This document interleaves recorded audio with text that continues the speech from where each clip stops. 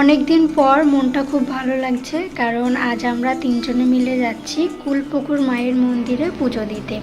এই মন্দিরটা অনেকেই চিনে থাকবে। এই মন্দিরটা যেমন খুবই পরিচিত এবং খুবই জাগ্রত একটা মন্দির।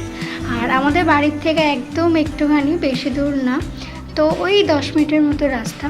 তো যাই হোক, যেহেতু আমরা একটা খুব বড় বিপদ কাটিয়ে উঠেছি, তো তার জন্যই মায়ের কাছে যাচ্ছি পুজো দিতে। অনেক দিন ধরেই ভাবছিলাম যাব, তো আজ ফাইনালি যাচ্ছি মায়ের কাছে পুজো দিতে। তো মা যেন সবাইকে ভালো রাখে, সুস্থ রাখে, এটাই চাওয়া। তো আমরা চলে এসেছি মায়ের মন্দিরে, চলে এসেছি আমরা কুলপুকুর মন্দির। বাড়ির থেকে একদম একটুখানি রাস্তা। গাড়ি তো এখানে রাখা যাবে, কিন্তু খুব রোদ।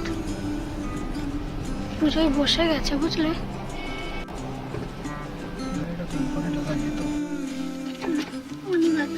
চলে এসেছি আমরা, এখন যাবো মন্দিরে।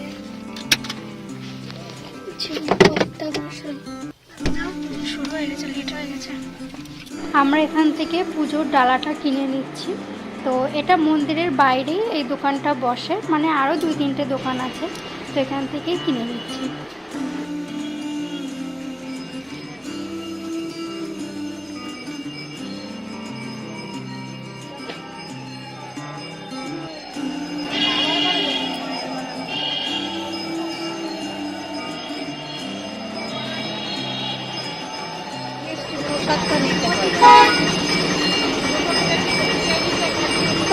না ডালা না,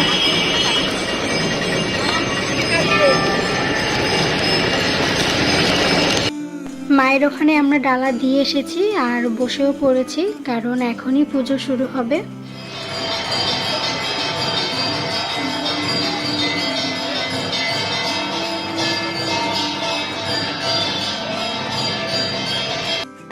অঞ্জলি দেওয়ার জন্য আমরা ফুল নিয়ে নিয়েছি।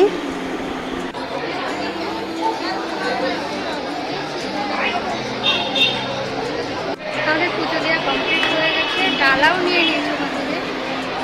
এখন যাবো বাড়ি, বেশি লেট করবো না, বাড়ি চলে যাবো। এটা নারায়ণ মন্দির, এটা মেবি নতুন হয়েছে। যেহেতু আমরা অনেকদিন মন্দিরে যাই না, তো জানি না কতদিন আগে হয়েছে। তো এটা হচ্ছে নারায়ণ মন্দির, আর এটা নারায়ণশিলা হতে পারে, আমার সঠিক জানা নেই। তো আর এটা হচ্ছে মনসা মন্দির, মানে সব মন্দিরগুলো পাশাপাশি, কিন্তু পুরোটা একটা মন্দিরেরই মধ্যে। আর এটা হচ্ছে শিব ঠাকুরের মন্দির। আর এটা হচ্ছে পুরো মন্দিরটা। তো দেখতেই পাচ্ছ পুরো মন্দিরটা কতটা বড়। আর যেহেতু পুজো দেওয়া হয়ে গেছে, তো সবাই মন্দিরে বসে আছে। আর এটা হচ্ছে পুকুর, মানে এই মন্দিরের পাশেই এই পুকুরটা আছে।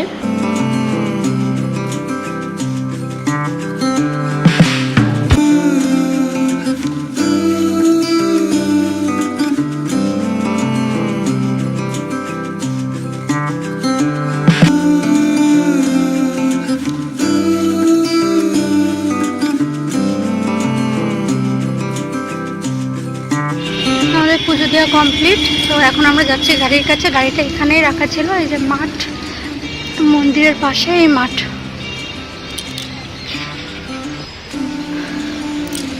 তো এখন আমরা যাব সোজা বাড়ি।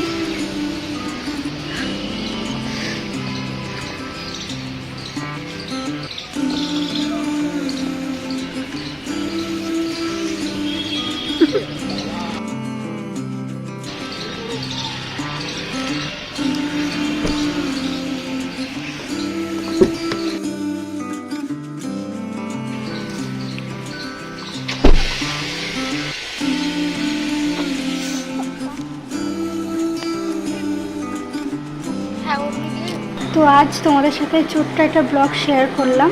তো আজকের মতো এই পর্যন্ত, আজকের মতো টাটা।